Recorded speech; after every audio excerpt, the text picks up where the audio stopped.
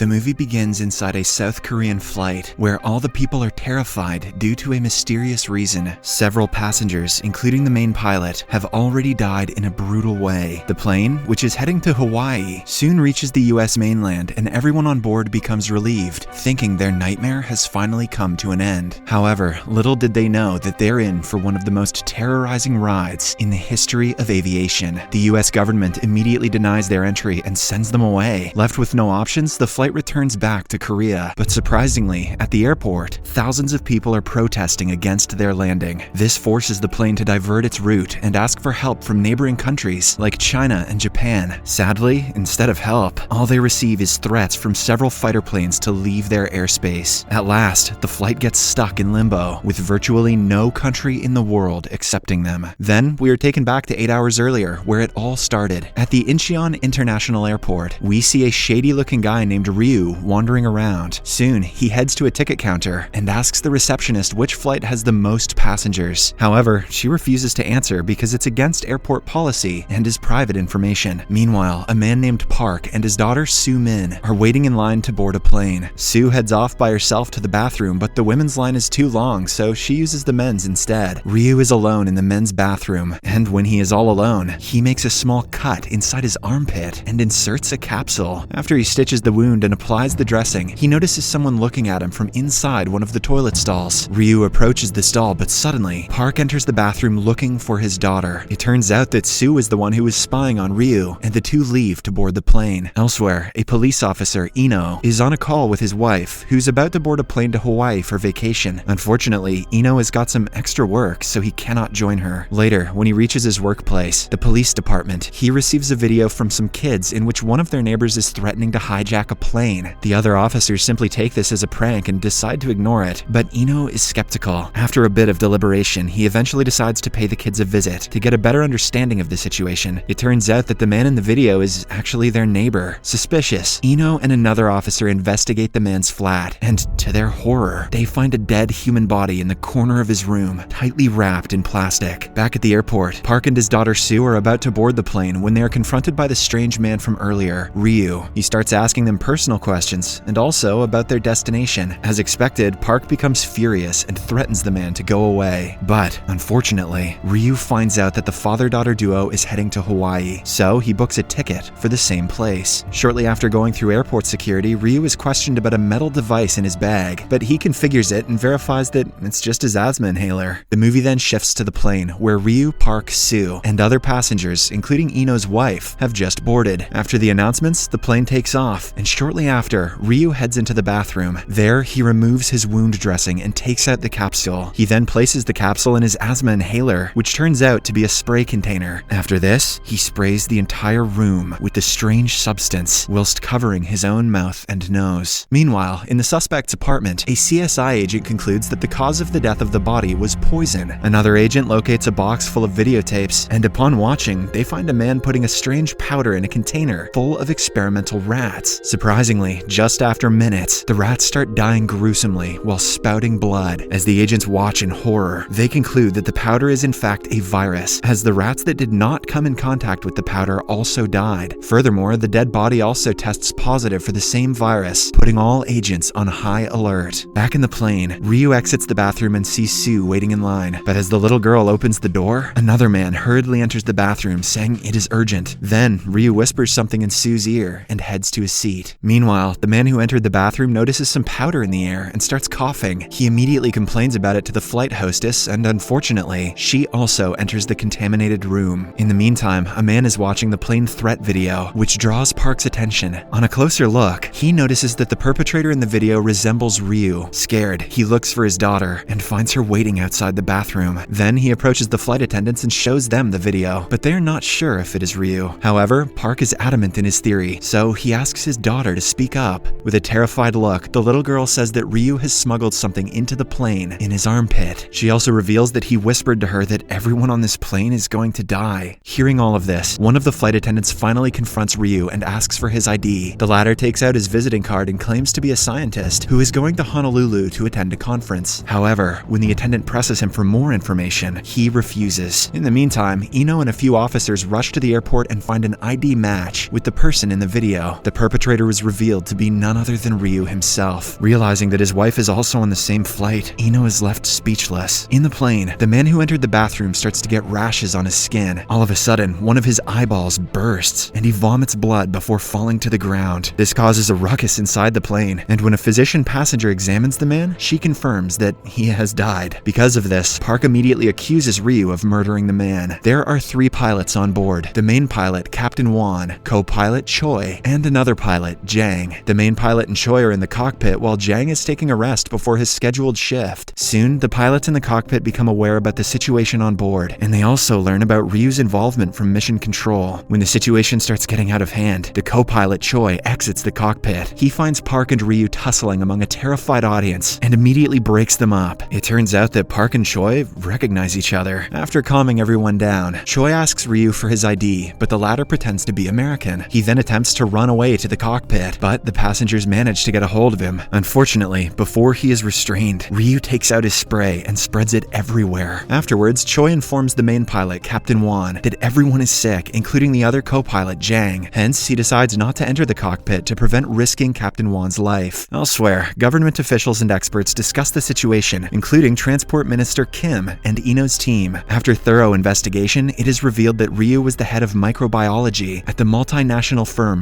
Bricom. Sadly, even after numerous calls, the company refuses to cooperate, stating that they have no relations to the hijacking. Now, with time running out, Ino suggests the officials try to obtain the spray's antidote from Ryu before more people lose their lives. The officials agree, and soon Choi starts a conversation with Ryu as the government listens in. However, instead of helping, the psychopath keeps on saying that everyone on the plane will die. Choi tries forcing him for a treatment, but all of a sudden, Ryu spouts blood, indicating that he too has been infected. Suddenly, the plane starts to free fall, and it is revealed that the main pilot has died after somehow being exposed to the virus. Passengers fly everywhere, and the plane starts to spiral down. The other co-pilot, Jang, who has also become sick, somehow makes his way to the cockpit and tries to pull the steering up, but to no avail. Fortunately, before the plane crashes to the ground, Park also arrives at the cockpit and pulls the speed brake up, hence bringing the situation under control. Soon, Choi also reaches the cockpit and notices Park in his seat. As the two speak, we get to know that Park was once a famous pilot, but he had to quit after an accident. Meanwhile, Jang's condition begins to worsen, so Choi, who is the only unaffected pilot, mans the aircraft. On the other hand, Ryu passes away, while a passenger in the plane records the terror around him and sends it to the reporters. In the next scene, Ino suspects that Ryu's ex-employer Bricom has something to hide, as they are refusing to cooperate. Hence, he decides to go to its headquarters to talk to the director. Shortly after, he reaches the place and tries to force his way in, but the guards immediately block him, saying that a warrant is required. Hearing this, Ino becomes enraged and starts a fight with the guards. A reporter captures the altercation and posts it on the internet. Back inside the plane, people start fainting and dying one after another. Therefore, the staff starts separating people. The ones who have symptoms of the virus go to the tail of the plane, while the others go to the front. Park, who is unaffected, heads to the front with his daughter, but a man stops them because Sue has developed blisters. It turns out that the little girl has eczema, but the angry mob has mistaken it for the virus. Not wanting the tension to rise anymore, Sue requests her dad to take her to the tail, and Park reluctantly obliges. In this way, several hours of terror have passed on the plane, and they have almost reached the US. The officials in Korea are positive that their American counterparts will take care of the situation and rescue the passengers. However, they couldn't be any more wrong. Acting pilot Choi suddenly receives a message from the US Mission Control, stating that the landing permission is denied as nothing is known about the virus, and it bears too much of a risk. This leaves the pilot and the government officers devastated. Left with no options, Choi is ordered to fly the plane back to Korea. The news spreads like wildfire, and all of the passengers fall into despair and lose all hope of surviving. Luckily, Ino gets a call from a Bricom employee after his fight with the guards goes viral. She reveals that a fellow Bricom employee named Sung-hoon fled the HQ as soon as he saw the news. This indicates that he might have conspired with Ryu. The police rush to the man's address, which soon turns into a desperate chase. Unfortunately, Ino and another officer get into a car crash, leaving them with minor injuries. But shockingly, instead of running away, the suspect Sung helps them. Later, Sung claims that he was actually tricked by Ryu, and that he is not a co-conspirator. He tells the police that the highly infectious virus's name is SC1, and that Bricom acquired it illegally. He also reveals that some researchers got exposed to the virus, resulting in their untimely deaths. However, one survived, and said that Ryu had intentionally exposed them to the virus. Afraid of the repercussions, the company covered up this incident by firing Ryu. After getting relieved from the company, Ryu contacted Sung and tricked him into passing a sample to him to clear his name. Hearing all this, a still banged up Ino tries to contact the researcher who had survived the virus. Meanwhile, on the plane, the chief attendant runs into Park inside the medical room and asks him why he quit being a pilot. Reluctantly, he reveals that during his last flight, one of the engines caught fire. Therefore, he made an emergency landing, despite the disapproval from the control tower. Because of the quick thinking, all the passengers were saved. However, 2 flight attendants died. They were engulfed by the fire while helping the passengers escape. One of them is revealed to be Choi's wife. Just then, inside the cockpit, Choi begins to vomit blood. Now, with all the pilots either sick or dead, he requests Park to help him co-pilot the plane, as the latter is the only passenger who has flying experience. Although the previous incident has left Park scarred, he agrees to help immediately. A few hours later, Ino meets the survivor, who is still hospitalized to this day. He shows her a picture of the corpse from earlier, and she recognizes the virus as the same one she is exposed to. Shortly after, Transport Minister Kim finds out that BRICOM has both the vaccine and the antivirus, so she heads to the HQ and forces them to cooperate. Later, Kim thanks Ino for his efforts, and the news channels report that BRICOM will provide the vaccine and antivirus free of charge, much to the relief of the passengers. However, Choi continues to spout blood, so he decides to abruptly land in Narita Airport, Japan. He issues an emergency declaration and prepares to descend, but the Japanese control tower orders him to leave their airspace. However, Choi refuses the order, forcing the Japanese Air Force to appear with warning shots. Soon, a Japanese battle plane arrives from the opposite direction at full speed. The 2 planes almost collide, and ultimately, Choi is forced to lift his plane upwards. Because of the altercation, he becomes exhausted and faints, so Park quickly takes his place and flies the plane away from Japan. In no time, the Japanese officials face heavy criticism from the media and human rights groups all over the world. The country is forced to give an explanation, and their prime minister eventually announces that they turned away the plane because the virus has a much shorter incubation period than originally predicted. This means that the antivirus and vaccine may not even work. As a result, Korean politicians also start to worry, and the voices of people opposing the plane landing in Korea begin to get stronger. Determined to save everyone on that plane, Ino rushes to the quarantine facility made in Seoul Airport and offers to be an experimental subject for the antivirus. He forcefully injects the virus into himself and allows the researchers to test the antivirus on him. Soon, Kim finds out about this, and when she reaches the quarantine facility, Ino is already writhing in pain. To everyone's dismay, the antivirus doesn't work. Meanwhile, numerous violent protests break throughout Korea that oppose the plane landing. Hence, the government orders the Korean Air Force to stop the infected plane so that peace is maintained on land. The news quickly spreads on all TV channels, and the passengers on board also catch wind of this through their phones. Realizing that risking their loved ones and other people is not worth it, the passengers make peace with their fate. With this, Park contacts the control tower and broadcasts a message. He says that everyone on the plane is thankful for the great support, but they have collectively decided against landing, as it is the best solution for everyone. Before hanging up, Park also mentions that he will cut all radio communications, and that this will be their last interaction. Soon, the passengers also begin to call their loved ones for one last time. After a while, they see the plane flying above them, heading to the nearby sea. Just when everyone has almost given up, Kim hears Ino's vital signs monitor starting to beep. As she stares at him with hope, he suddenly wakes up. The antivirus has miraculously worked, and Ino urges the authorities to call the plane back. Wasting no time, the control tower tries to contact the plane, but its radio has been turned off. As a last resort, they tell the families to contact the passengers via phone. The plan works, and when the people on board receive the message, they scream with joy. Park promptly turns the radio back on, and the plane heads for a nearby airbase. Unfortunately, the plane is low on fuel, and soon, it loses its power. Now, the only option is to glide down into a small airbase. But the problem is that the plane's acceleration is so high that it may risk skidding off the runway. But fortunately, this is where Park's experience comes in. He immediately circles the area a few times to reduce momentum, and at the perfect time begins the descent. Soon, the wheels hit the ground, and the plane rattles. However, it lands safely, much to everyone's relief. Several days pass by, and Park goes to a get-together of the survivors. There, he meets co-pilot Choi and Ino. Sadly, the virus has left him permanently paralyzed, but his heroism saved the life of hundreds, or possibly thousands. The movie ends as Ino slightly holds his head up and smiles at Park. The moral of today's story is that butting the line to take a piss is bad news for everyone.